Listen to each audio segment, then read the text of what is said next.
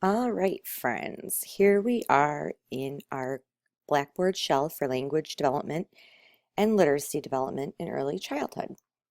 Um, Over here on the left, I wanted to show you kind of how to navigate through our Blackboard. If you would follow along on your device, which hopefully you'll have every day ready to use and charged. If you go to course information, this is the first area we're going to check out, and I'm already in there.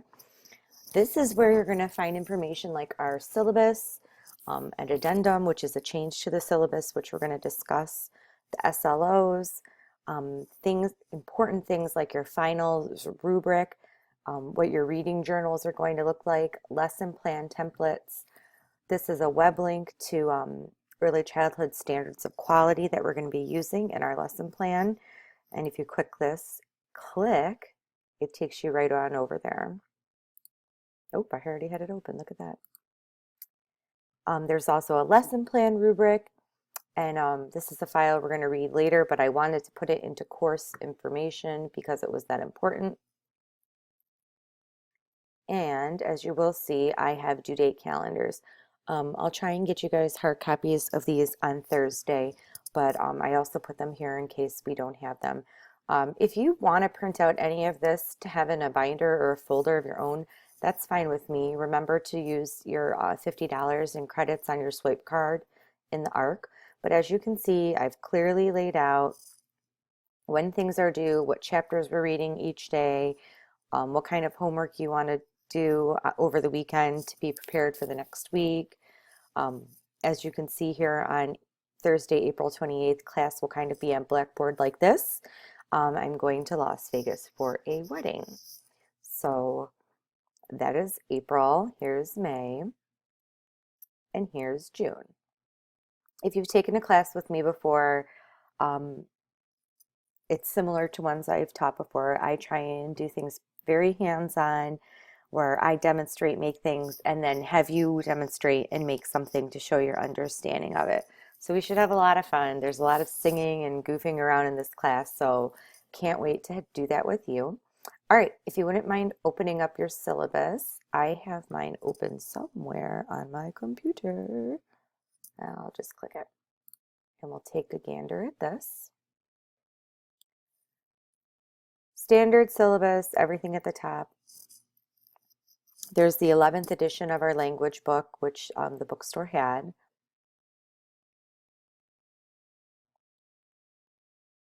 And here you can see the requirements for this course that will be going for your grade. Every chapter of your book has something called questions to ponder. You'll see me refer to them as QTP.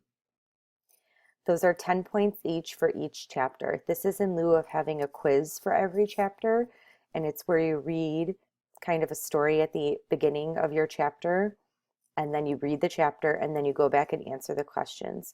You'll be doing these in journal form, and I'll flip back over here. You can either go to Student Tools and to Journals, and you can see all the QTPs here. Or you can go to weekly folders. Let's just go to like week 4. And you can get to those QTPs from there. It's just going to be a blank document where you create a journal entry and you answer the questions that are in the QTP of your chapter. Now, under course information, we have a rubric of sorts called reading journal info to show you how to format this. If my computer is going to open it for me.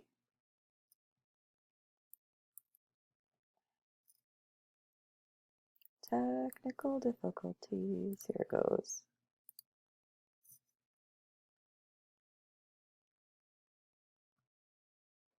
Haha, it's the wrong file. Boy, am I glad I checked.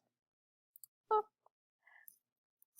Well, I do know that it's under Student Tools, under the Week 1's journal, and I'll correct that after I get done with this.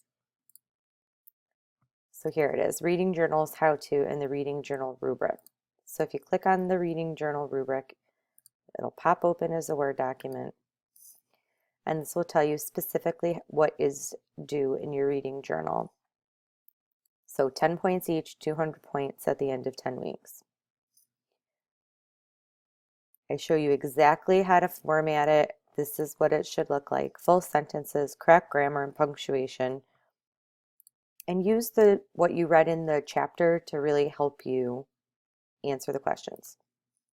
All right, back to the syllabus. We're going to be completing a developmental milestones chart together. We'll talk more about that on Thursday. In class, we're going to be doing activities together every week, so you'll get 10 points a week for each of those. We're going to make a homemade toddler book. You're going to write an original song with lyrics and perform it. We're going to analyze some children's books. We're going to record yourself reading a book and peer review each other. You're going to make a flannel board and a lesson plan to go with it. You're going to be writing a sensory motor lesson plan. You're going to be writing a lesson plan with a chant, song, or a finger play with a lesson plan. I already said that. You're going to make a homemade puppet with a lesson plan. We're going to have a debate in week 9, and then you're going to have a final book presentation. As you can see, our tentative calendar is listed here, the same kind of thing as the calendar I showed you before, just written out in a different way. The addendum to the syllabus, let me go back to course information here, is just that the whole early childhood department has changed late grading policy, and I didn't attach it here yet. I guess I can do that while I talk. We are going to accept late work only by 1 week, and you will lose 25% of the total points. That would be in addition to if you lost, oh, it is on here, if you lost any points for the assignment. You will not have the opportunity to turn anything in past a week due. No excuses.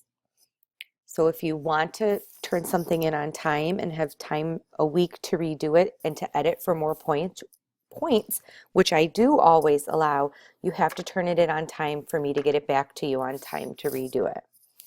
Any kind of final presentation that's due in week 10 and you miss it, you will not get the chance to redo it. You don't want to do that because those are big points.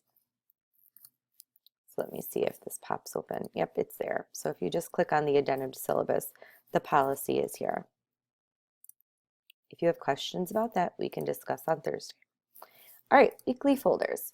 Today you guys are going to do kind of a self-learning journey. You're going to have to work together and get to know each other. So I figure we can do the fun stuff without me there. We are going to write a bio poem, and it's basically a poem that's a biography. So using this guide, you can write on scrap paper or whatever you have in the room. You're going to write down your first name, 3 words that describe you, what you are a lover of, what you're able to do, what you feel, etc., etc. And then everyone is going to structure their poem like this example is written out, and you can just click on that, and this is Laura's, lovely Laura's. And then you're going to create a Wordle using your bio poem. So here's my Wordle. Let's see if it opens up. And I'll close that. You can read it later. But you'll go to the Wordle website. You'll use some of the words that you used in your bio poem. You can change the font, the color, have some fun with it, save it, and then you're going to take a screenshot. Now, if you're on a tablet or a laptop that's a PC, I don't know what screenshot code is, but on a Mac, it's holding down 3 buttons. Google it, you can figure this out. And then you are going to go and post it with your bio poem in the discussion board. So you go over here, go to week 1 discussion board, create your thread. So you're going to post your poem and a screenshot of your Wordle.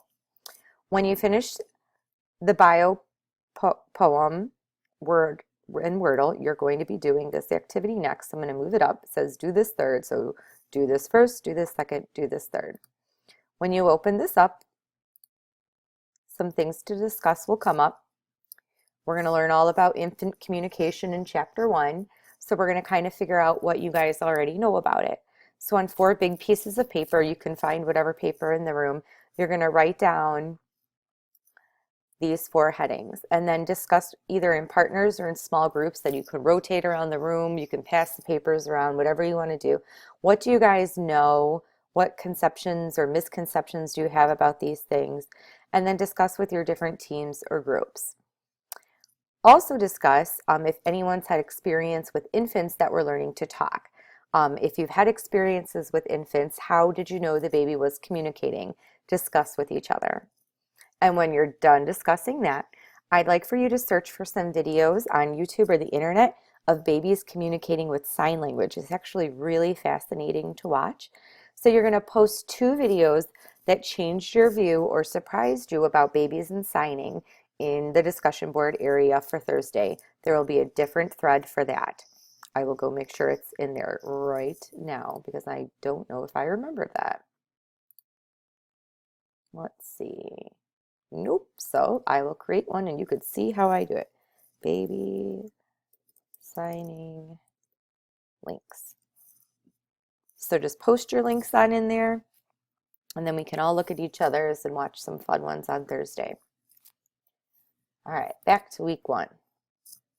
When you finish your bio poem, your Wordle, your discussion, the third, why does this keep moving? You're going to click here and all it says is what's underneath. Come on, open up. You can start reading chapter 1 and 2 and complete your journal entries for those chapters. Remember to look into course information or the first journal entry in journals on how to format your journal entries. So you'll have time to do those in class if you guys finish all of this other stuff first. You could see chapter 1 and 2 are here. Alrighty, I think that's all for me for now. Don't forget you're in control of your grades. Whenever something is submitted on Blackboard, I can see it when it needs grading, and I can grade it super quick. If you turn these in, you can check your points all the time and see where you're standing in the class, and that's a really smart thing to do throughout the term so you know where you stand. And especially with our new grading policy with the 1 week late, otherwise no points, you really are going to need to keep on your toes. All right, have a great first day. Don't hesitate ever to email me. I usually email right away back, and I will see you on Thursday.